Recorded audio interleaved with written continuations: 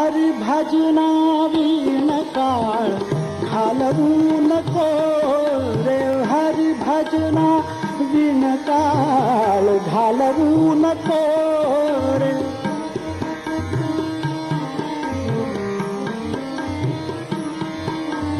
दोरीच्या सापा भिवून भावा, दोरीच्या सापा भिवून भावा, भेटी नाही जीवा शिवा, भेटी नाही जीवा शिवा, भेटी नाही जीवा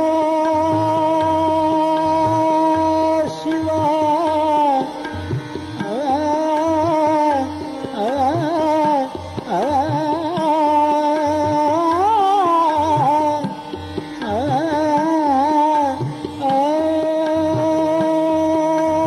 भेटी नाही जीवा शिवा, दोरीच्या सापा भिवून भावा, भेटी नाही जीवा शिवा. अंतरीचा ज्ञान दिवा मालवू नको रे, अंतरीचा ज्ञान दिवा मालवू नको रे. हरी भजना वीण काळ घालवू नको रे, हरी भजना वीण.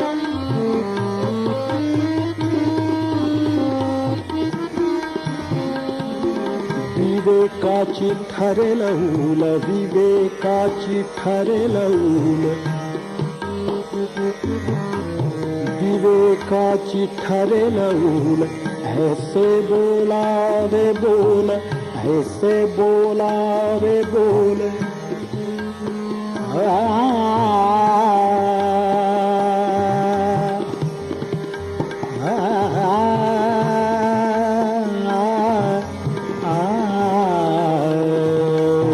विवेकाची ठरेल ऊल, विवेकाची ठरेल ऊल. ऐसे बोला रे बोल.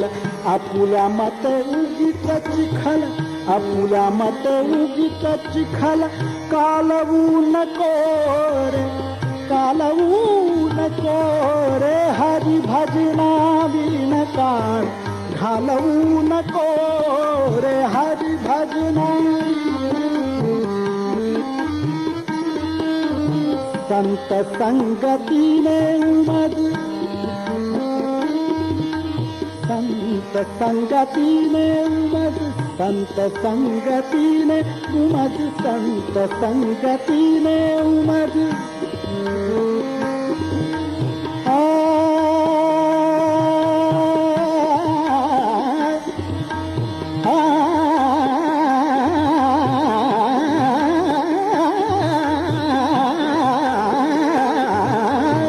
संत संगतीने उमद, संत संगतीने उमद. आणून मनी पुरत समज, आणून मनी पुरत समज. अनुभवा वीण मान, अनुभवा वीण मान.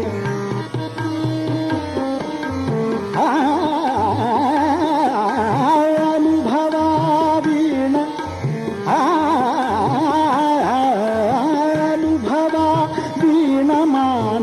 हालवू नको रे. हरी भजना वीण काळ घालवू नको रे, हरी भजना वीण.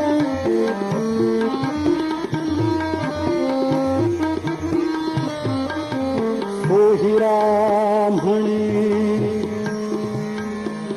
ज्ञान ज्योती, ज्ञान ज्योती, ज्ञान ज्योती, ज्ञान ज्योती.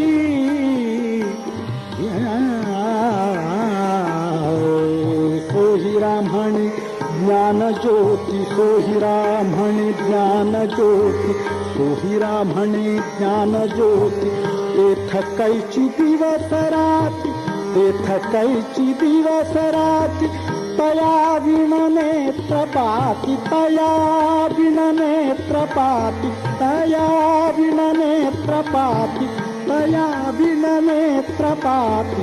हालवू नको रे, हालवू नको रे, हरी भजना बिनकाळ घालवू नको रे, हरी भजना बिनकाळ, हरी भजना बिनकाळ घालवू नको रे, घालवू नको रे, घालवू नको रे.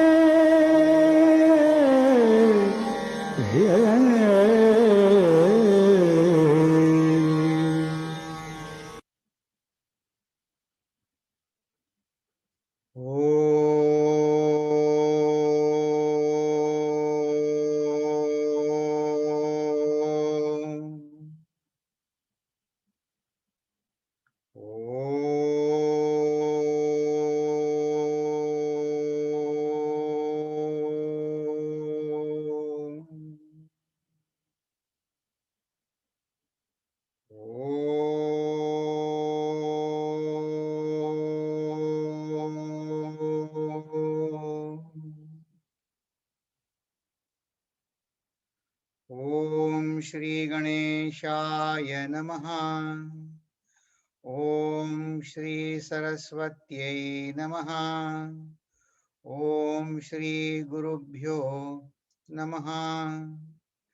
शुका सारिखे पूर्ण वैराग्य जाचे, वशिष्ठा परिज्ञान योगेश्वराचे.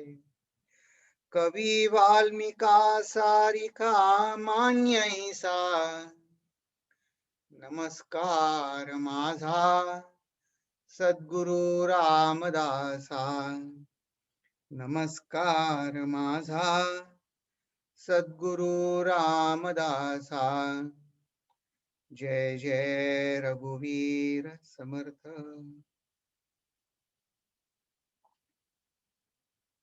हरि ओम.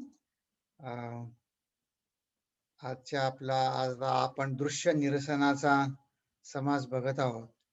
तर त्याच्या आधी समर्थांनी आपल्याला हे ब्रह्मज्ञान सजाण भक्त, ज्ञानी भक्ताच्या दृष्टीने सगुण भक्ती कशी करायची ते सांगितलं. मग ब्रह्म लक्षात घेऊन ज्ञानाच्या भूमिकेतनं सगुणाकडे कसं बघायचं असं शिष्याने विचारलं त्यांना. आणि फार परखड शब्द एक 11-12 प्रश्न विचारले आणि त्याची सगळ्याची समर्थांनी समर्पक अशी उत्तर दिलेली आपण सगुण भजनाच्या समासात पाहिली. त्या समासात जीवनात अवतरण कसं होतं त्याची स्वतःची अनुभूती समर्थांनी, जणू काही स्वतःच चरित्र जणू काही समर्थांनी सांगितलं. त्यात ते कसं म्हणले, मनी धरावे ते होते, विघ्न अवघेची नासोनी जाते, कृपा केलिया रघुनाथे प्रचित येते. असं त्याने स्वतःचा अनुभव सांगितला. तर एकाने म्हणलं की हे प्रश्न की कसं काय, कसा अनुभव येतो म्हणजे काय होतं काय. तर काही काही असं विशेष होत नाही बरोबर. की आता समजा कसं आहे, आपल्याला जर असं वाटत असेल की दुसरे असे जे भक्त आहेत, कृपा केलिया रघुनाथे अवघे प्रचित येते, तर असे हे असं जे प्रचिती येते की नाही, याचा अर्थ तुम्ही खूप प्रसिद्धी पावाल असं काही नाही. आपल्याला ज्याची हाव, आपल्याला ज्याची मनात व्हॅल्युएशन वाटत असतं ना, असं वाटतं देवाने आपल्यावर कृपा केली की ते व्हायला पाहिजे. तसं आपल्या नशिबात असेल तसं होईल. एक उदाहरण तुम्हाला सांगतो. तर दोघे जण मित्र होते.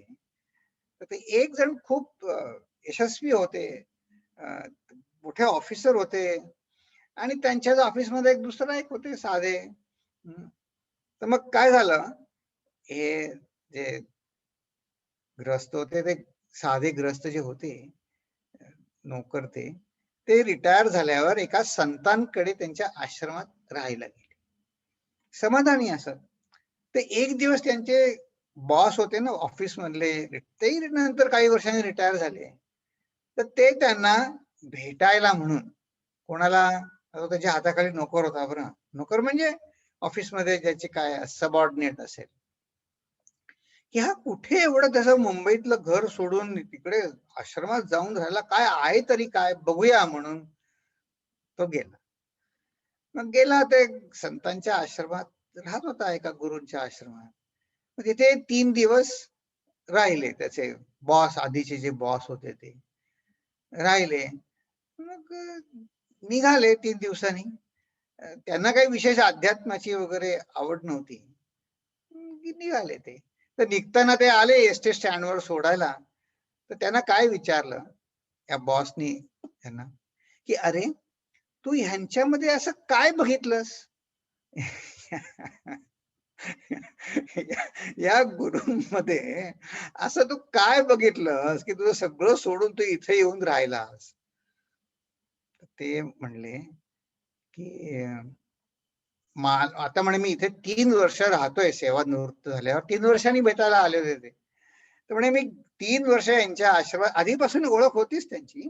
मग त्यांची खात्री पटली, की आश्रमातलंच म्हणून ते आले होते राहायला.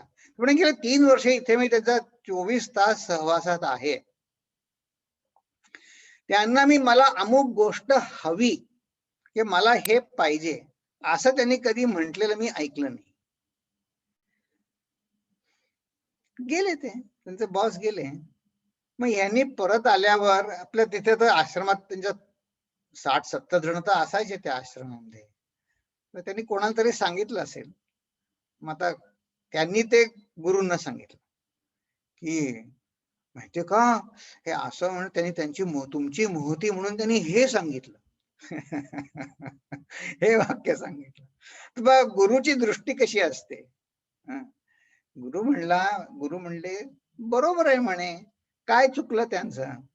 आणि म्हणे मलाही तसंच, मी तरी म्हणे काय करू, मला तहान लागली की म्हणे मला कोणतरी पाणी आणून देतं. फार उच्च कोटीचे गुरु होते, समाधानात होते. पण म्हणे माझ्यापाशी जे समाधान आहे ते तुम्हाला राजाच्या घरी सुद्धा मिळणार नाही. आणि समर्थ पण तेच सांगतात, कृपा केल्या रघुनाथे प्रचित येते. म्हणजे मला हे सांगायचंय, की आपल्याला असं काही होणार नाही, की खूप मोठा पाठीमागे प्रकाश पडेल किंवा माझ्याकडे खूप लोक, मी प्रसिद्धी पावेन, असं काय झालं तर होईल कदाचित, पण माहित नाही. काय होईल माहित नाही, पण समाधान नक्की मिळेल. जे समाधान ज्याची आपल्याला सगळ्यांना आज ओढ आहे ना, ते नक्की मिळेल. मग अशी ओढ होण्यासाठी या दृष्टिकोनातनं मी दृश्य निरसन मग सोपं जाईल की नाही. कारण का दृश्याची हाव सुटली पाहिजे. नाहीतर काय होईल, मी जर प्रसिद्ध पाहावा असं मनात वाटून जर मी गुरुची आराधना केली, मग आता त्यांनी दृश्याचा निराश कधीतरी होईल का? नाही होणार. तर म्हणून याचं जे एकदा महत्व कळलं, त्या अर्थाने रामदास स्वामी सांगत आहेत, की कशी स्थिती होते, की देहास लागली उपासना, आपण विवेके उरेना, ऐसी स्थिती सज्जना अंतरीची. देहास लागली उपासना, हा जो अहंकार आहे, ज्याला हे सगळं महत्व, माझं महत्व वाटावं असं वाटतं, माझं सगळ्यांनी ऐकावं असं वाटतं, मला खूप जगात मान मिळावा असं वाटतं, त्या अहंकाराने उपासना करू दे. मी साक्षी रूपाने मी पाहायला शिकलं पाहिजे, असं समर्थांनी सांगितलं. आणि ते त्या दृष्टिकोनाने पटण्यासाठी त्यांनी आपल्याला या दिसतं पण तसं नसतं याची आपल्याला उदाहरणं त्यांनी ह्या समासात दिली, दृश्य निरसनाच्या. तुम्हाला सगळ्यांना होमवर्क लक्षात आहे ना? हा, तर की आपण यांनी समर्थाने जे दृश्य जे आहे त्याचे आपण प्रकार बघायला सांगितले, त्याचं क्लासिफिकेशन आपण करणार होतो. ते आता बघूया कसं क्लासिफिकेशन आपण करणार आहे ते. आणि आणखीन एक महत्वाचा सिद्धांत समर्थाने सांगितला, काय, की जो साधनाने आपली मनोरचना आमूलाग्र बदलून टाकतो त्याला साधक म्हणतात. बघा, ते जे रिटायर होऊन त्या आश्रमात राहायला गेले, त्यांनी किती सुंदर, त्यांना जेवढं समजेल तेवढं त्यांनी अनालिसिस केलं की नाही गुरूंचं, की म्हणले मला काही हवं असं त्या माणसाने म्हटलेलं मला लक्षात नाही. आणि गुरुनी त्यांना पाठिंबा दिला, ते बरोबर आहे म्हणले, की हो. याचा अर्थ काय आपण खूप ज्ञानी, म्हणजे ज्ञान म्हणजे असं काही सगळी उपनिषद पाठ होतील असं काही जरूर नाही. पण आपण पूर्ण समाधान मात्र पाहू. आणि जिथे आपल्याला समाधान मनाने पटतं ना, तशी तशी आपली मनोरचना त्याची आपल्याला ओढ वाटते. मग त्या दृष्टीनं हे दृश्य दिरसन झाल्याशिवाय ह्या दृश्याची आपल्याला ओढ जी आत्ता वाटत आहे, ती गेल्याशिवाय आपलं इकडे पाऊल पडणार नाही. की देहास लागली उपासना, आपण विवेके उरेना. पण आपल्या मनात काय आहे? आपल्या मनात एक संशय जात नाही. म्हणून ते संशय जाऊ नये म्हणून ही आपली ओळखीचीच उदाहरणं बघा. एक जे सहज आहे, सहज ते दिसतं तसं आपल्याला. काही मानव निर्मित आहे, दानव निर्मित उदाहरणं बघितली आपण. बघा, ही सगळी आपण गेल्या वेळे उदाहरणं आपण बघितली. ही नेहमीच्या व्यवहारातली उदाहरणं आहेत. ही गेल्या वेळी आपण बघितली. याच्यावर जास्ती वेळ खर्च करूया नको. पण दुसरी सुद्धा उदाहरणं बघितली की हे राक्षसांची जी माया असते त्याला समर्थ बाजीगरी म्हणतात. मग रामायणातली सुद्धा उदाहरणं बघितली की ह्यानी ही सगळी उदाहरणं देऊन जे दिसतं तसं नसतं हे सांगितलं. रामकृष्ण परमहंस एक सुंदर उदाहरण देत असतात. ते म्हणत असतात, जादू, आता समर्थांनी म्हटलं ना राक्षसांची बाजीगरी, तर रामकृष्ण परमहंस म्हणत असत, जादू जी दिसते आपल्याला ती मिथ्या आहे, ती खोटी आहे, पण जादूगार खरा आहे की नाही? जादूगार खरा आहे, पण म्हणे तो जादू दाखवतो. म्हणे तुम्हाला जादू दाखवून तो जादूने त्या रिकाम्या डब्यातनं पैसे काढतो आणि मग ते तुम्हाला दाखवतो आणि मग मग तुमच्याकडे सगळ्यांकडे पैसे मागतो. मग म्हणे असे रिकाम्या डब्यातनं पैसे मिळत असतात तर त्यांनी म्हणे तिकीट लावून खेळ कशाला केला असता. पण जादूगार खरा आहे, जादूगार खरा आहे, तो दाखवतो ती जादू खोटी आहे. हे आपल्याला भेद समजला पाहिजे. असं आहे, रामकृष्णाची संतांची जी उदाहरणं असतात ना, त्या पाठीमागे त्यांची साधना असते. त्या साधनेनं आपल्याला ते पटतं की आपलं मन मोहित होतं. म्हटले ते म्हणायचे टाळ्या वाजवा, एन्जॉय करा. पण तो जादूगार खरा आहे, जादू खोटी आहे.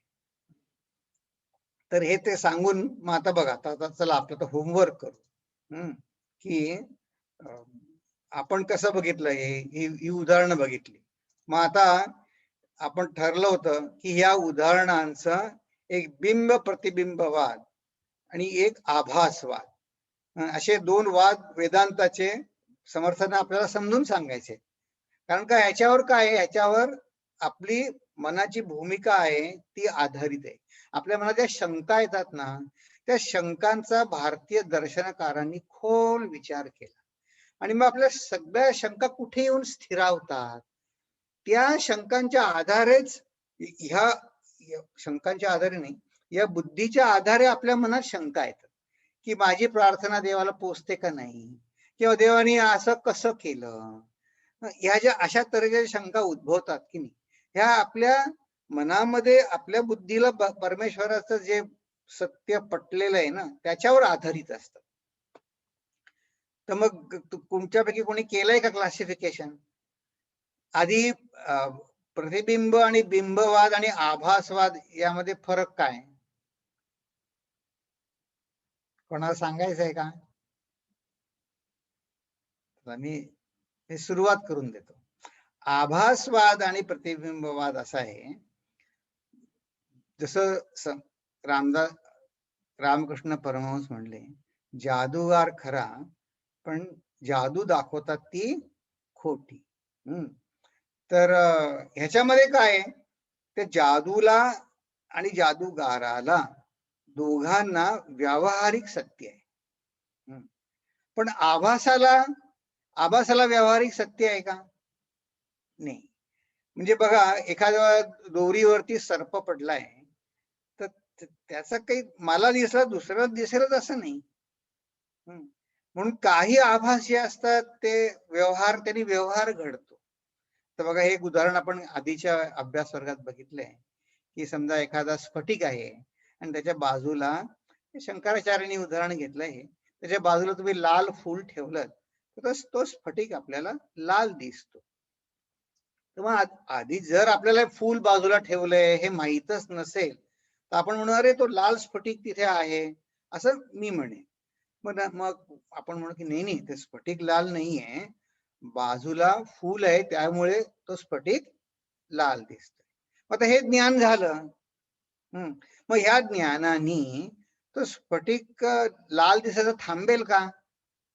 नाही. स्फटिक लाल दिसतो तर लाल दिसत तर दिसणारच आहे. फक्त त्याच्यातलं पाठीमागचे जे गूढपणा आहे ते जाणार आहे. मग तुम्ही आपण आपल्यालाच एक प्रश्न विचारू, याचा उपयोग काय? आता बघा छोटी मुलं असतात की नाही, त्यांना अमुक एक रंग आवडतो. लाल रंग आवडतो. मग ते काय गोळ्या वगैरे ते नाही, ते भांडतात मग अमुकच रंग पाहिजे. ठीक आहे. पण मोठी माणसं असतात त्यांना काय, त्याच्या पाठीमागे जे तत्व आहे ते त्यांना माहित असतं की अरे कुठली गोळी खाल्ली तरी ती गोडच आहे, ते गोड लागण्यामध्ये आहे सगळं. मग त्यांनी काय होतं, माझी रंगावरची जी ममता आहे, राग द्वेष ज्याला म्हणतो, मला हा रंग मुळीच आवडत नाही किंवा मला हा रंग आवडतो, ही जी ममता आहे, राग द्वेष आहे, ते कमी होतील की नाही? कारण ते कळलं की तो स्फटिक, त्याला रंग मुळात रंगच नाहीये त्या स्फटिकाला, त्याची प्रॉपर्टीच नाहीये ती. मग ह्यानी काय होईल, माझे जे राग द्वेष आहेत ते कमी व्हायला मदत होईल, म्हणून या ज्ञानाची गरज आहे. नाहीतर कसं होईल, आता बघा तुमच्यापैकी काही जणांनी ऐकलं असेल, आपण हे कॉर्पोरेट वर्ल्ड मध्ये असे काही सायकोलॉजिस्ट किंवा असे सेमिनार ठेवतात. मग ते काय सांगतात, अर्धा ग्लास रिकामा आहे का भरलेला आहे, उदाहरण देतात. आता पण इथे वेदांत काय सांगतं, अरे ते नेचरच तसं आहे. त्या बाजूला लाल फूल ठेवलं तर स्फटिक लाल दिसणार आहे, निळं फूल ठेवलं तर निळा दिसणार आहे. त्याच्यावर मारामारी करायची गरज नाहीये. जसं आहे तसं ओळखा. अर्धा ग्लास आहे तर अर्धा ग्लास आहे म्हणा. ती जी तुम्हाला त्याच्याविषयी दुःख सुख होते ती तुमची ममता आहे. हे कोणी सांगणार नाही. तर हे वरवरची उदाहरणं असतात. कॉर्पोरेट वर्ल्ड मध्ये जे सांगतात ते वरवरचे असतात. भारतीय संतांनी याचा मनापासून मुळातून अभ्यास केला आणि त्याने सांगितलंय, जसं त्या जे काय आपल्याला दुःख होतं ते त्या याच्याविषयी वाटणाऱ्या ममतेमुळे दुःख आहे. तर मग आता कसं आहे बघा, की बिंब प्रतिबिंबवाद आणि आभासवाद. तर बिंबवादामध्ये कसं होतं, की बिंब म्हणजे परमात्मा आणि प्रतिबिंब म्हणजे सूक्ष्म शरीर. आणि स्थूल शरीर काय आहे, याचा अर्थ आपण जे मी म्हणतो स्थूल शरीर, त्याला बघा बिंब प्रतिबिंब वादामध्ये महत्वच नाही त्याला काही, स्थूल शरीराला. आणि म्हणून जेवढे सूक्ष्म शरीर निर्मळ तेवढे प्रतिबिंब नितळ, हा सिद्धांत आहे. आणि उपासनेनं काय होतं, उपासनेनं सूक्ष्म शरीर आहे ते स्वच्छ होतं, म्हणजे आत्ताच आपण म्हणलं ती ममता त्यातली जाते. ममता जायला की मला हे लाल गोळी निळी गोळी त्या रंगाने मला आनंद नाहीये, मला त्यातल्या साखरेनं आनंद आहे, हे ज्ञान झालं की मग माझा जो आग्रह आहे रंगाबद्दलचा तो जातो. मग हे जे ज्ञान आहे ते ज्ञान घालवायला आभासवादाचा त्यांनी उपयोग घेतला. रज्जू सर्प किंवा स्वप्न किंवा मृगजळ यांनी कसं घेतलं, की यांनी ज्ञानाने आपलं त्याची ओढ जाते. की करिता नेटके दशावतारी तेथे येती सुंदर नारी. आता कोणी त्याच्या प्रेमात पडला तर, पण ते रामदास स्वामी आधीच सांगत आहे बघा, परिते अवघे धटिंगण. शब्द त्यांचा बघा किती वापरलाय. आता धटिंगणाच्या काय प्रेमात पडणार. यांनी सुंदर सांगितलं. तर एक संत खूप छान सांगायचे, आपली स्थिती कसे आहे म्हणे, साधक कसा असतो, संसारी साधक कसा असतो, तो म्हणे काठावर बसून बघतो, हळूहळू बघतो, त्याचा अजून पोहायचा धीर होत नाही, त्याचा पाण्यात उतरायचा धीर होत नाही. त्याला म्हणे आदर असतो, साधू संतांविषयी आदर असतो. पण अजून तो त्यांची सेवा करायला, त्यांच्या जवळ जायला अजून तो धजावत नाही. आणि ज्ञान तर म्हणे दूरच राहिलं. तर म्हणे ते त्याचा एक फॉर्म्युला सांगायचे ते म्हणायचे, आदर दुरून, सेवा जवळून. समजतंय ना? आदर दुरून, सेवा जवळून आणि ज्ञान आतून. वा. आदर दुरून, सेवा जवळून आणि ज्ञान आतून. या ज्ञानाने समर्थांना जे आपण म्हणलं की आपल्याला समर्थांना ज्ञानी भक्त बनवायचंय, याचा अर्थ आपल्या मनामध्ये त्यांना आमूलाग्र बदल घडून आणायचा, आपल्या मनोरचनेमध्ये आमूलाग्र बदल घडून आणायचा. हे त्या संतांना सांगायचं की ज्ञानाने आतून परिवर्तन. आणि सेवेने काय होतं मग? सेवेने आपलं सूक्ष्म शरीर, आपली उपासना केली की नितळ होत जात, निर्मळ होत जात, संशय आपले मिटतात.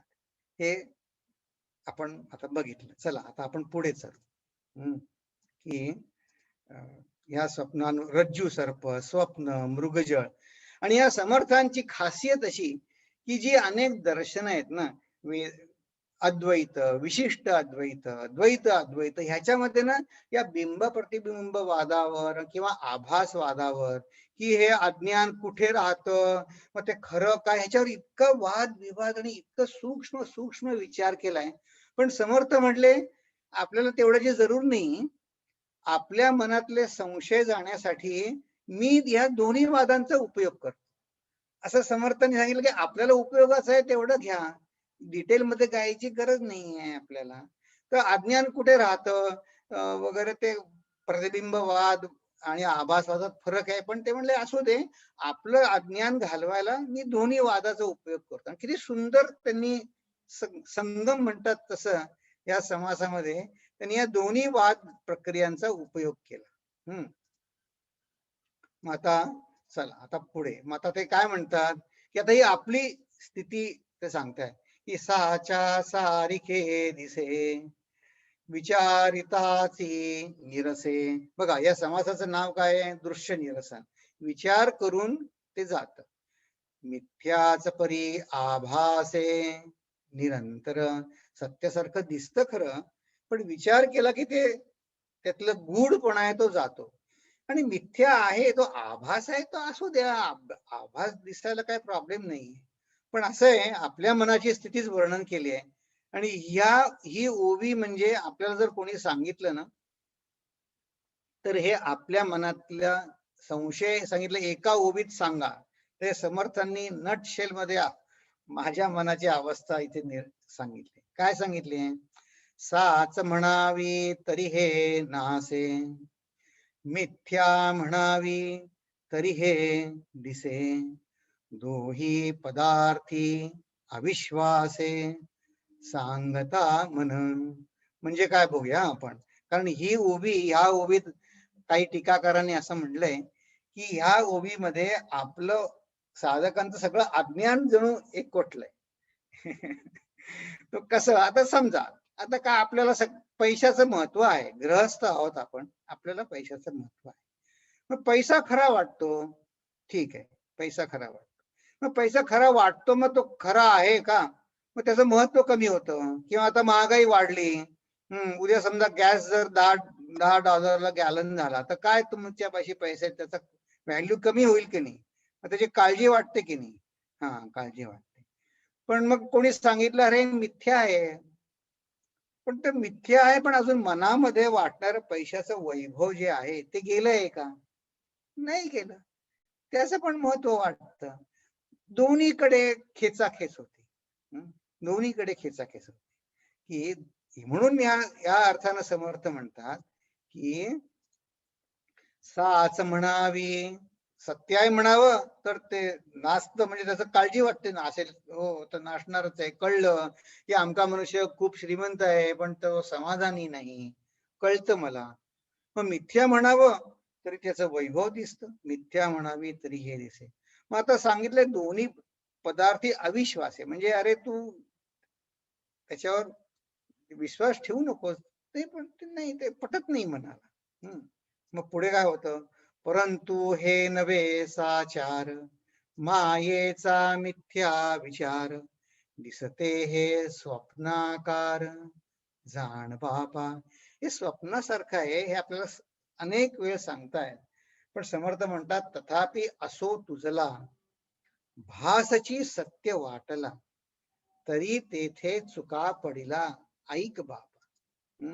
आता बघा, ह्या दोन ओव्यांमध्ये ते म्हणले, आपल्याला दोन दोनदा म्हणतात, जाण बापा, ऐक बापा. तर याचा अर्थ काय, ते आपल्याला मुळात जाऊन समजावून सांगणार आहेत की मला हा चुका पडला, माझी ही भ्रांती आहे, ती का पडली आहे भ्रांती, त्याचं ते मुळात जाऊन आपल्याला कारण सांगणार. की ते सांगतात याचं कारण आहे, माणसाच्या विचारांची जी गुंतागुंत आहे ना, ती अविद्या याला कारण आहे. ते अविद्या म्हणजे काय, ते आता पुढच्या या 38 ते 50 ओव्यांमध्ये हा अगदी त्यांच्या शिकवणीचा सारांश आहे. ते समर्थ आपल्याला सांगणार आहे की मला हा भासच सत्य वाटतो, त्याचं काय बरं कारण असावं. तर बघा, ते सांगतात, दृश्य भास अविद्यात्मक, तुझाही देह तदात्मक. आता दृश्य कसं आहे, जड आहे, अविद्यात्मक आहे. म्हणजे दृश्याला त्याची स्वतःची ते स्वसंवेद्य नाही, त्याला स्वतःची जाणीव नाही. एक संत खूप छान उदाहरण देत असत. ते म्हणत असत, अरे तुला पैशाची एवढी जाणीव आहे. ते त्यात जुनं उदाहरण, नाणी किंवा नोटा हातात घेत असत आणि म्हणत, ह्याचं तुला इतकं प्रेम आहे का. हो, पण ते ससंवेद्य नाही म्हणजे काय नाही, पण ह्या नोटेला जाणीव आहे का, की त्याच्यावर तो अरविंद तू एवढा प्रेम करतोयस या नोटेवर, या नोटेला त्याची जाणीव आहे का, नाही. म्हणजे ती नोट समजा उद्या दुसऱ्याकडे कोणाकडे गेली, तर चालता चालता खिशातनं बाजारात पडली, ती म्हणजे ती नोट दुसऱ्या कोणा त्याच्या हातात जाईल, त्याच्या हातात ती नोट तेवढीच सुखी असेल जेवढी ती आता तुझ्या हातात आहे. म्हणजे त्या नोटेला जाणीवच नाहीये की त्या नोटेवर अरविंदचं किती प्रेम आहे, हे त्या नोटेला कळतच नाहीये. हे म्हणजे हे अविद्या, हे दृश्य अविद्यात्मक म्हणजे असं, की दृश्य अविद्यात्मक म्हणजे त्या दृश्याला काही कल्पनाच नाही हो, की माझं किती प्रेम आहे. धनाला काही कळत नाही. मग मी म्हणजे मग कशाला तो प्रेम करतो त्या धनावर इतकं. तुझाही देह तदात्मक, म्हणजे तुझा माझा देह जो आहे तो त्याच्या पुरताच आहे की नाही. हो, म्हणून हा अविवेक तेथे संचारला, की माझाही देह आहे तो तसाच झाला, तर मग म्हणून ते हा भास झालेला आहे. मग जसं त्या नोटेला काही कळत नाही, तसंच मला काही कळत नाही.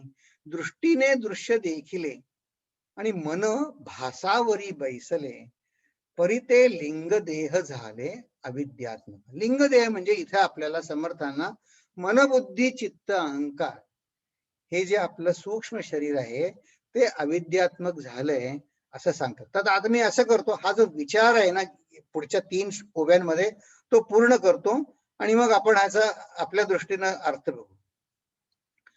अविद्येने अविद्या देखिली, म्हणून गोष्टी विश्वासली, तुझी काय अवघी संचली, तुझी काया अवघी संचली अविद्येची. तेची काया मी आपण, हे देह बुद्धीचे लक्षण, येणे करिता झाले प्रमाण दृश्य अवघे, इकडे सत्य मानिला देह, तिकडे दृश्य सत्य हा निर्वाह. म्हणजे बघा काय म्हणतात, ही उभी पूर्ण करतो. दोही मध्ये हा संदेह, पैसावला बळे. तर इथे त्यांनी बघा इथे कसं सांगितलं, की हे दृश्य जे आहे ते अविद्यात्मक आपण बघितलं, की त्याला ससंवेद्य नाही, त्याला स्वतःची जाणीव नाही. म्हणजे दृष्टीने दृश्य देखिले, मन त्याच्यावरी बैसले. त्यांनी काय झालं, माझं मन जर त्याच्यावर बसलं, तर मन ज्या वस्तूवर बसतं त्या दृष्टीने माझं जड झालं मन. अविद्येने अविद्या देखिली, म्हणून गोष्टी विश्वासली. अविद्येला अविद्येची गोष्ट खरी वाटली आणि म्हणले तुझी काया अवघी संचली अविद्येची. मी जर या देहालाच माझं मानलं, मग तिथे ते माझी देहभर अविद्या झाली. तर मी म्हणाल, ही काय भानगड आहे, की इकडे सत्य मानिला देह, तिकडे दृश्य सत्य हा निर्वाह. ही काय कोड्यासारखं बोलतात, काय आहे हे? तर बघा, आता आपल्याला मी देह नाही हे तर आता असं कोणी स्वतः स्पष्ट म्हणत नाही बरं, की मी देह आहे. पण आपला सगळा जो अप्रोच ज्याला आपण म्हणतो, तो कसा आहे, आपल्या देहाला सुख होईल असाच अप्रोच आपण घेतो की नाही. की आपल्या देहाला जिथे सुख होईल तसंच आपण वागतो. पण तरी साधकाला, तुमच्यापैकी अनेक जण वेदांताचं खूप श्रवण करत आहात, तुम्हाला सगळ्यांना जाणीव आहे की हो, हा देह काही मी नाही. एक संत खूप छान सांगायचे, जेव्हा ते असे चिक म्हणजे युवा त्यांना सांगायचे की हो हो, मॉडर्न सायन्स पण हेच सांगतं की आपल्या शरीरातल्या प्रत्येक पेशी ज्या बदलतात, बदलण्याचा रेट आहे तो म्हणे काय 7 वर्षांनी आपल्या शरीरातली प्रत्येक पेशी नवीन बदलते असं म्हणतात. ते संत सांगायचे हो हो का. मग म्हणे धर्मशास्त्र कोणी सांगायचं, दुसरं सांगलं धर्मशास्त्र सांगतं की 12 वर्ष उपासना केली की आपलं मन पालटतं. धर्मशास्त्र असं सांगतं, उपासनेचं तेज येतं. ते संत सांगायचे, अरे ज्ञान सांगतं ह्या क्षणी मी तुला नवीन नवीन मन देतो, ज्ञानाने तात्काळ मोक्ष पावतो. म्हणजे 7 वर्ष तुझ्या बॉडीचे सेल बदलायची वाट कशाला पाहायला हवी त्याला. हे ज्ञानाचा रोकडा व्यवहार. ही ओवी आपण, रोकडा शब्द आतापर्यंत 2 वेळा येऊन गेलाय बघा. मग ठीक आहे, आता म्हणाल हो ते तुम्ही सांगता ते पटलं. पण हे समर्थ जे म्हणतात की देह एकीकडे मन एकीकडे, ते मला दृश्य खरं वाटतं, ते दोघांमध्ये माझं होतं, हे कशामुळे होतं? तर बघा, उपनिषदांमध्ये वर्णन आहे की आपलं जे मन आहे ना, ते आपण जे अन्न, जे पंचमहाभूतातला जो सात्विक अंश आहे, पंचमहाभूताचा सत्व रज तम, मग रजोगुण जो राजसिक अंशाने आपल्या शरीरामधलं रक्त वगैरे बनतं, तमसिक अंश आपण टाकून देतो आणि सात्विक अंशाने आपलं मन बनतं. ठीक आहे, पण पंचभूतांचा जरी हा सात्विक अंश असला तरी जडच आहे की नाही. पंचमहाभूत जडच आहेत ना, ती काही चैतन्य रूप नाही. म्हणून मन ना सात्विक अंश असल्यामुळे, त्या समर्थाने आता सांगितलं बिंब प्रतिबिंबवाद, त्याच्यामध्ये चैतन्याचं प्रतिबिंब आहे. मग आता हे लिंग शरीर जे समर्थांनी म्हटलं, ते कसं आहे, ते दोन्हीचं मिश्रण आहे. ते एका दृष्टीनं जड पण आहे आणि एका दृष्टीनं चेतन आहे. मग त्याने काय होतं की जड जो भाग आहे, मनातला जो जड प्राधान्य आहे, त्याला जड वस्तू खऱ्या वाटतात, म्हणून आपल्या जडाचं पण आकर्षण आहे. पण त्याच वेळी ते मनात चैतन्य रूप आहे, त्यात प्रतिबिंब पडलंय, म्हणून आपण दासबोध वाचतोय, कारण आपल्याला चैतन्याची पण ओढ आहे. आपल्याला दोन्हीकडे ओढ आहे आपली. मग हे उपवास करतात, उपासना करतात, ह्याच्या पाठीमागे उद्देश असा असतो की अरे, तर समजा आपण आपलं, तुमच्यापैकी अनेक जण कोणी सोमवार करतात, शनिवार करतात, मग यांनी असं एक झालं पाहिजे. आता समजा आपला व्यवहार कसा चालतो, आता समजा मी कोणाला म्हंटल की मी अमुक अमुक उपवास करतो, किंवा कोणी सांगितलं कर, तर आपला पहिला प्रश्न काय असतो बघा, मग काय काय खाल्लं तर चालेल? अरे ते उपासना काय करायची ते तो आधी विचार आला पाहिजे की नाही आपल्या डोक्यामध्ये, की अमुक उपवास मी करतो, तर मग उपासना काय करतो त्याच्यामध्ये. तर ते माझं उलटच आहे, कारण का मला सगळं खाण्याकडे लक्ष आहे माझं. मग म्हणतो उपासाला काय काय चालतं. मग ते एक संत सांगायचे, फक्त म्हणे चेंज ऑफ डाएट होतं, बाकी बाकी काही होत नाही.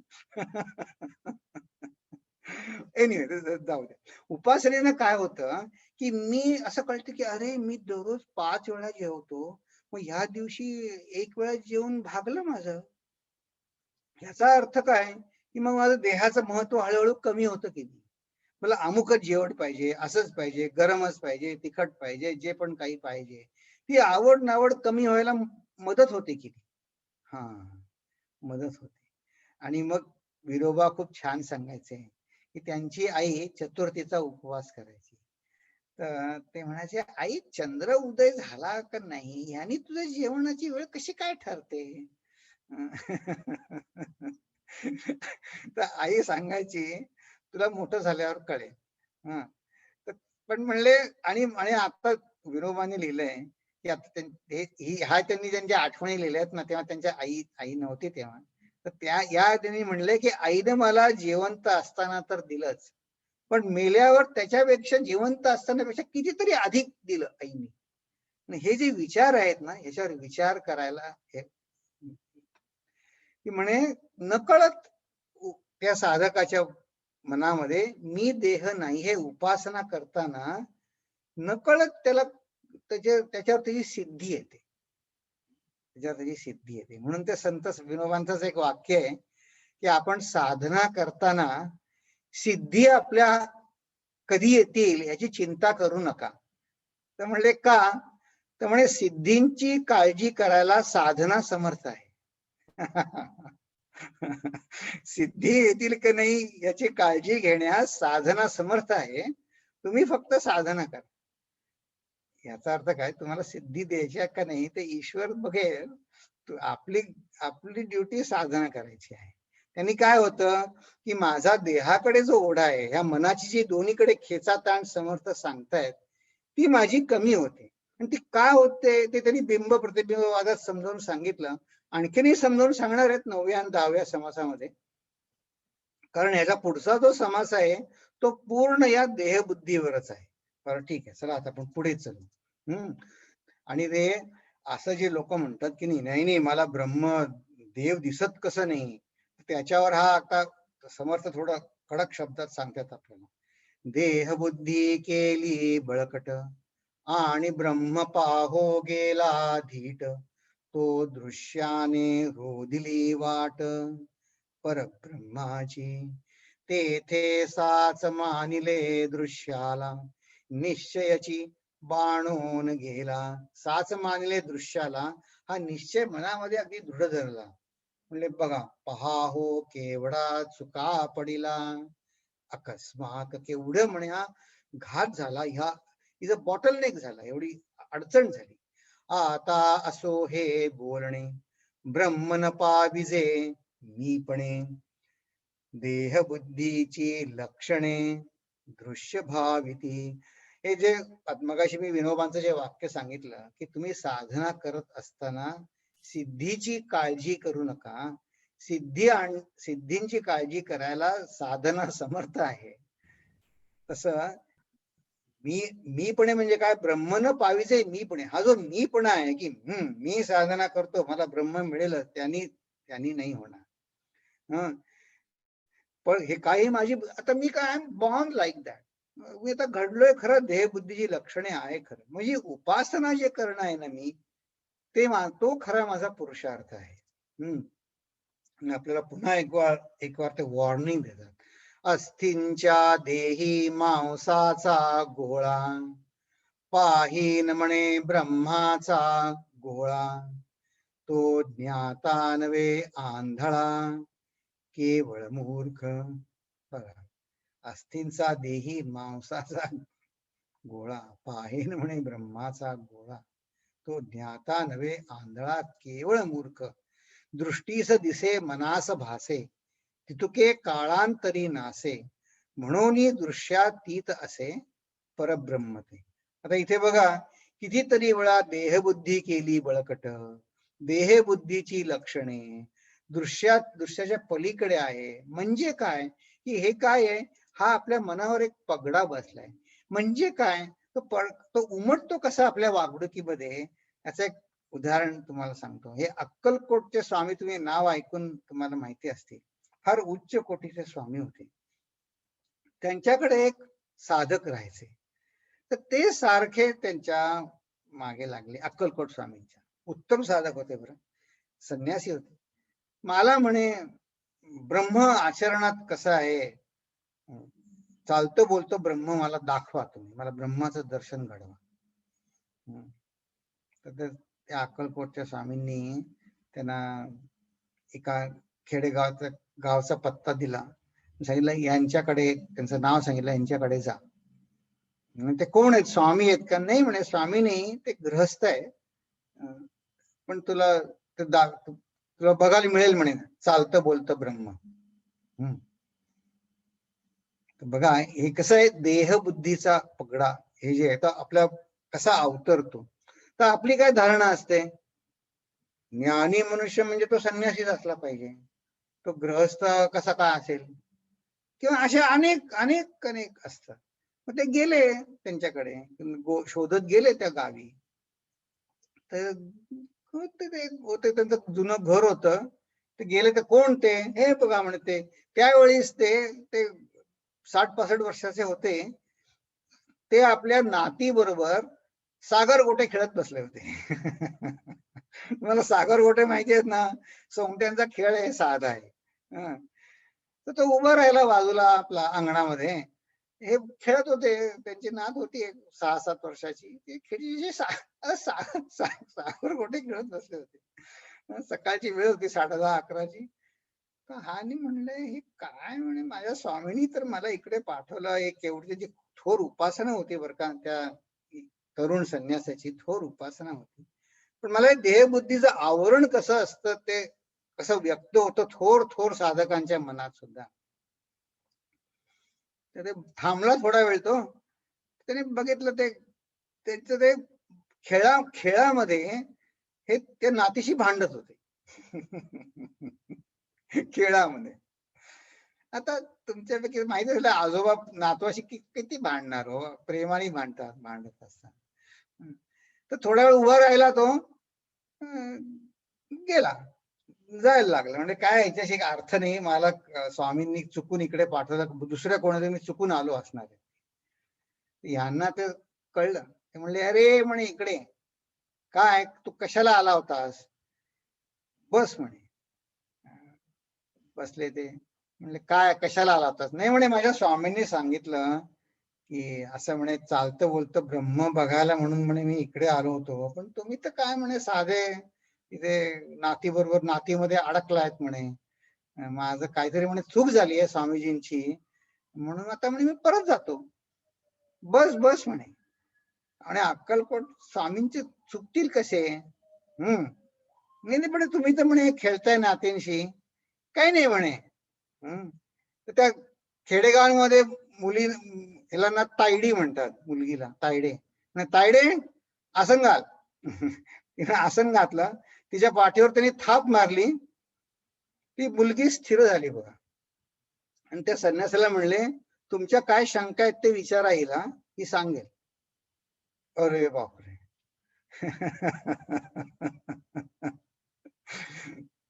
म्हणजे ती सांगेल, तुम्ही विचारा तिला. बघा हा देहबुद्धीचा पगडा आहे, की माझ्या काही पूर्व कल्पना अशा काही आहेत ना, की ज्ञानी म्हणजे तो अमुकच असला पाहिजे, त्याला दाढी पाहिजे, त्यांनी अमुक्या रंगाची वस्त्र घातली पाहिजे, असं नाहीये काही. ह्या आपल्या या निरनिराळ्या सगळ्यांच्या अमुकच असतील असं नाही, वेगवेगळ्या असतील कल्पना. पण याच्याशी काही संबंध नाही. तर ह्या दृष्टीनं समर्थ म्हणतायत की दृष्टीस दिसे मनास भासे तितके काळांतरी नासे. आणि हे जे ज्ञान आहे ना, ते दृश्यातीत आहे.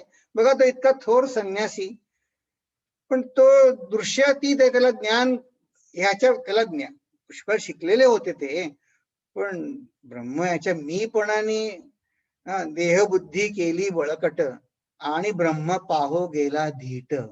तो दृश्याने रोधिली वाट. म्हणजे काय, त्याच्या आवडी निवडींमुळे त्याला कळलं नाही की नाही, त्या आजोबांची ज्ञान त्यांना कळलं नाही, ते आड आलं त्याच्यामध्ये. बर, आता शेवटचं आपण करू. मग समर्थ सांगतात याचा समारोप करताना, परब्रह्म ते शाश्वत, माया तेची अशाश्वत, ऐसा बोलिला निश्चितार्थ नाना शास्त्री.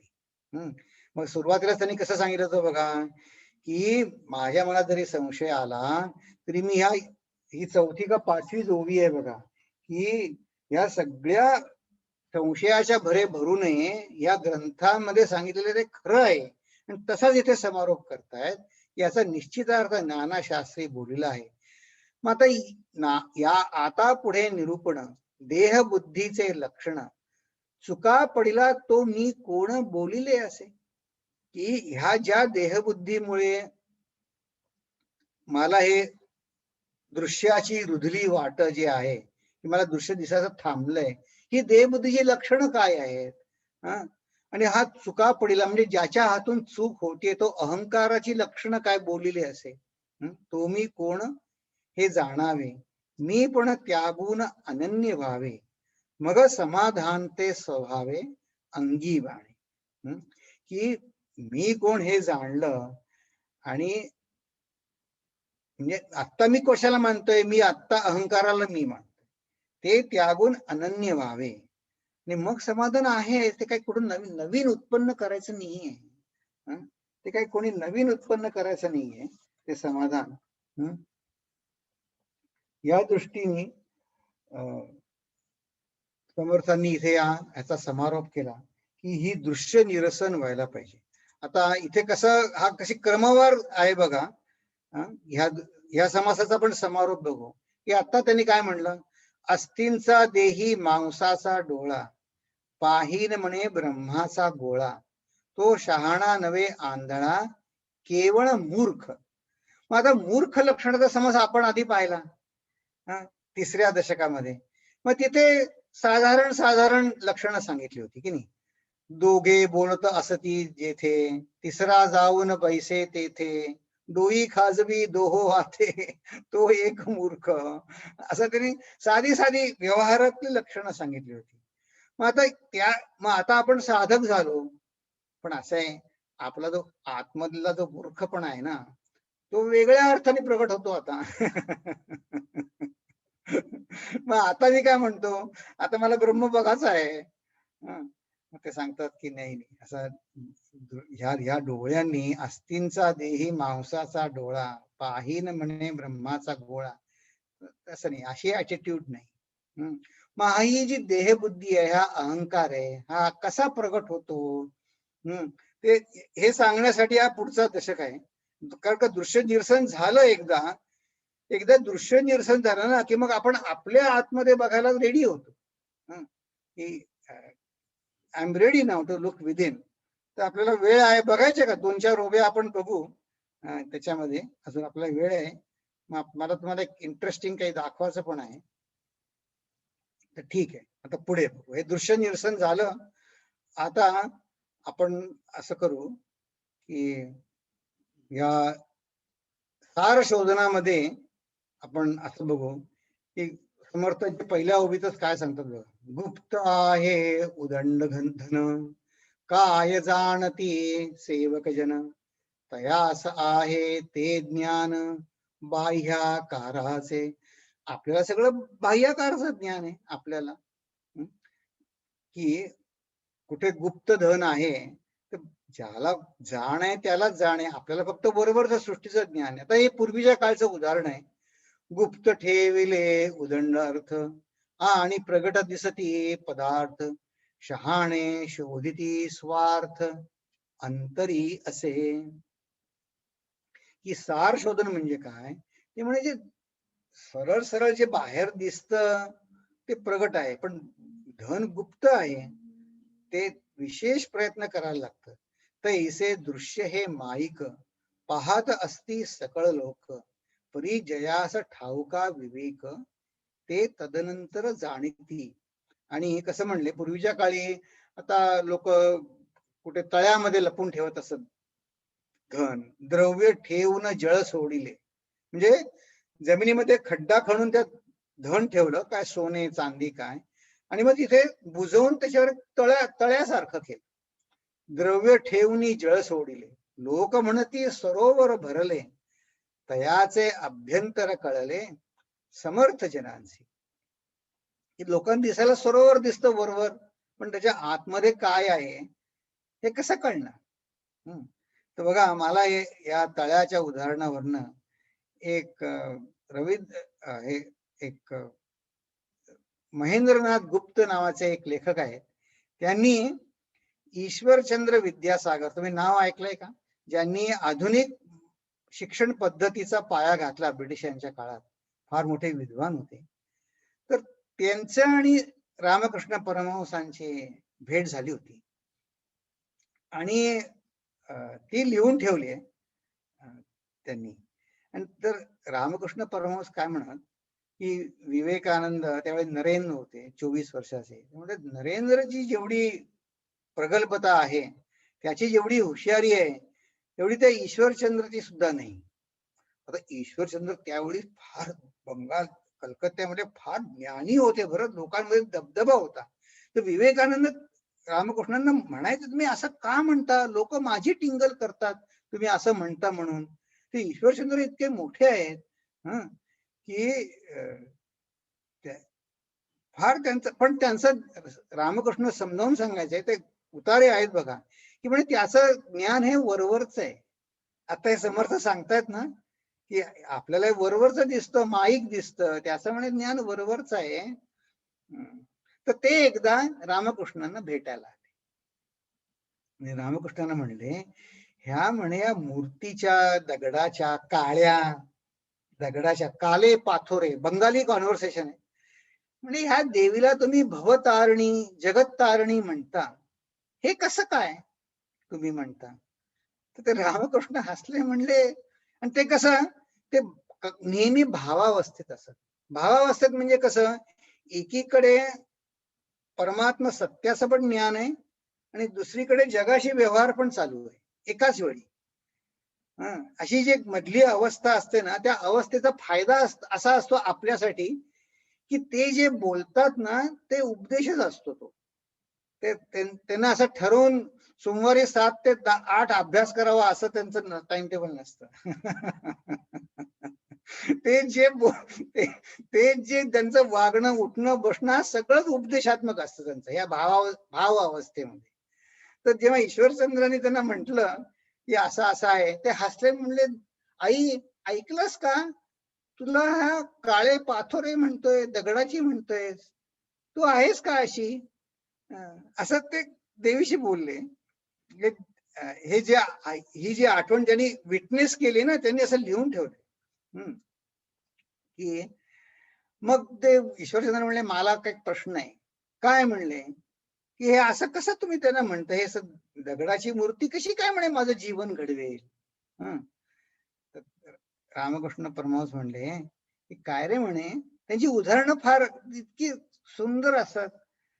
ते म्हणले, काय रे म्हणे, हा सगळा जो प्रकाश दिसतोय तो म्हणे कुठला आहे, तो पृथ्वी, तो म्हणे कोणाचा आहे. तर त्यांनी सांगितलं, काय म्हणे विचारता, सूर्याचा आहे. सूर्याचा आहे. बर, सूर्याचा आहे. मग म्हणे पृथ्वीला प्रकाश नाही का? नाही म्हणे, पृथ्वीला स्वयंप्रकाश, पृथ्वीला प्रकाश कुठला, पृथ्वीला प्रकाश नाही. म्हणे मोठं कोण दोघांमध्ये, पृथ्वी मोठी का सूर्य मोठा? म्हणे काय म्हणे पागल, तरी शब्द वाटला पागल. म्हणे काय पागल सारखं विचारतात म्हणे, सूर्य मोठा पृथ्वी कशी मोठी? मग परमहंस म्हणले, पण म्हणे सूर्य मग इतका छोटा कसा दिसतो, तू म्हणतो तू म्हणतोस मोठा, म्हणजे सूर्य छोटा कसा दिसतो? ते म्हणे, अहो म्हणे तो खूप दूर आहे, दूरवर आहे सूर्य, म्हणून तो छोटा दिसतो. परमहंस म्हणले, हा म्हणे, काली माता तुझ्या हृदयापासून खूप दूर आहे, म्हणून तुला ती काळी पाथोरी असं तुला वाटतं. त्याचं महत्व वाटायला पाहिजे. हो, महत्व वाटलं की आपण त्याचा विचार करतो. आपण चिंता कसली करतो, ज्या गोष्टीचं महत्व वाटतं आपल्याला त्याची चिंता करतो की नाही आपण. आता म्हणले, मग रामदास स्वामींची कशी अवस्था होती, ते 8 वर्षाचे असताना जेव्हा त्यांना भाव समाधी लागली ना, आईनं विचारलं, अरे तू इथे अंधारात बसून काय करतोय, तेव्हा ते कसं म्हणले, चिंता करतो विश्वाची. आता बघा, हे रामकृष्ण परमहंस आणि ईश्वरचंद्र विद्यासागर यांचा संवाद झाला आणि त्यानंतर रामकृष्णांनी एक भजन म्हटलं. त्या भजनात असं म्हटलं की सरोवरामध्ये, या तुझ्या मानस सरोवरामध्ये तू खोल डुबी मार, खोल डुबकी मारलीस की तुला रत्न मिळतील. हा संवाद आहे ना, तर बंगालमध्ये अशा अनेक दूरदर्शन मालिका म्हणतात, तशा दूरदर्शन मालिकेमध्ये मला संवाद मिळाला. तर आपण तो 4 मिनिटाचाच आहे, बंगाली भाषेत आहे, पण आता त्याचा काय म्हणतात ना, मराठी तर्जुमा हे तुम्हाला सांगितलं.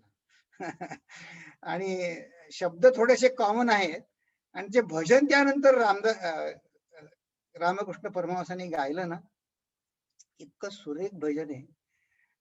ते अनेक वेळा त्यांचं अति आवडतं म्हणून भजन, ठाकूरांची आवडती भजन म्हणून जी आहेत त्यात हे एक आहे.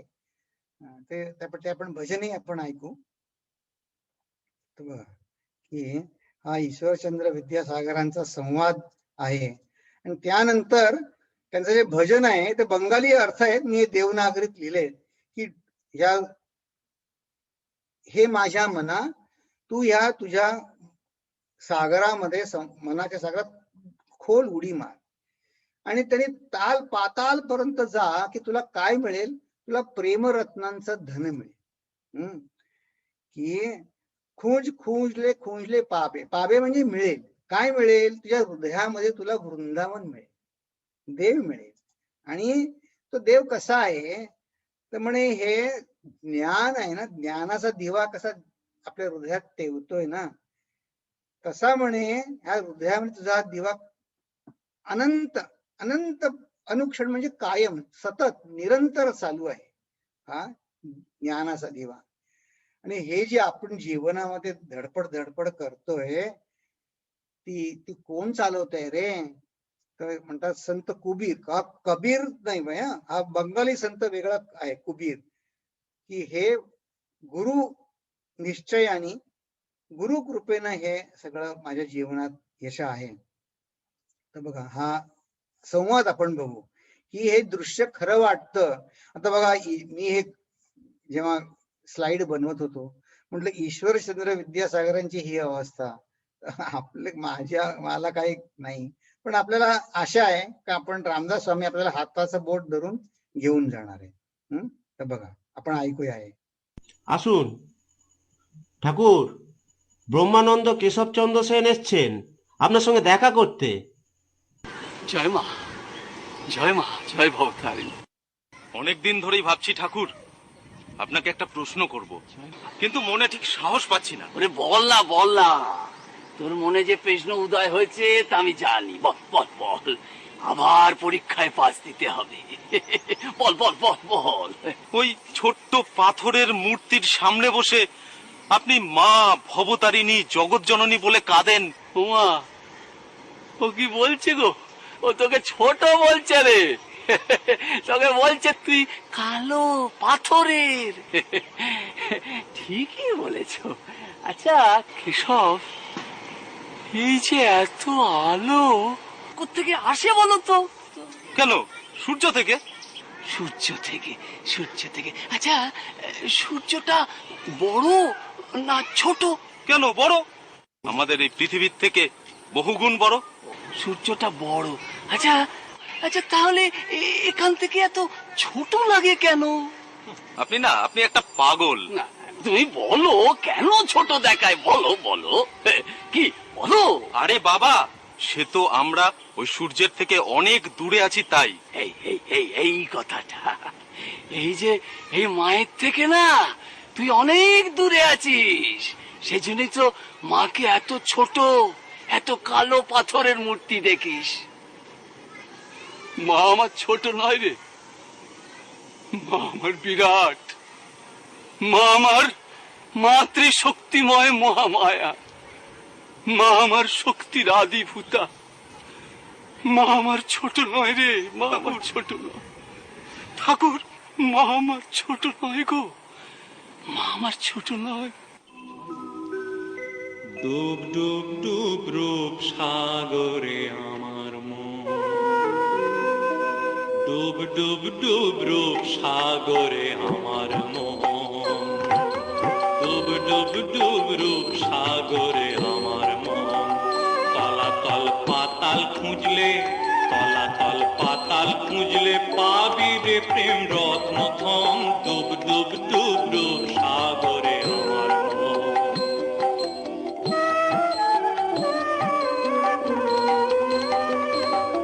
খুঁজ খুঁজ খুঁজ খুঁজলে পাবি হৃদয় মাঝে বৃন্দাবন। খুঁজ খুঁজ খুঁজ খুঁজলে খুঁজলে পাবি হৃদয় মাঝে বৃন্দাবন। দীপ দীপ দীপ জ্ঞানের বাতি, দীপ দীপ দীপ জ্ঞানের বাতি, জ্বলবে হৃদয়ে অনুক্ষণ। ডুব ডুব ডুব ডুব সাগরে আমার মন।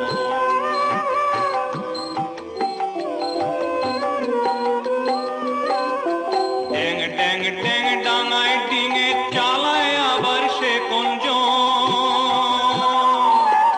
ড্যাং ড্যাং ড্যাং ডাঙায় ডিঙে চালায় আবার সে কঞ্জন। কুবির বলে শোন শোন শোন, কুবির বলে শোন শোন শোন, ভাব গুরুর শ্রীচরণ। ডুব ডুব ডুব ডুব সাগরে আমার মন। তলাতল পাতাল খুঁজলে, তলাতল পাতাল খুঁজলে পাবি রে প্রেম রত্নধন। ডুব ডুব ডুব ডুব সাগরে আমার মন। ডুব ডুব ডুব ডুব সাগরে আমার মন।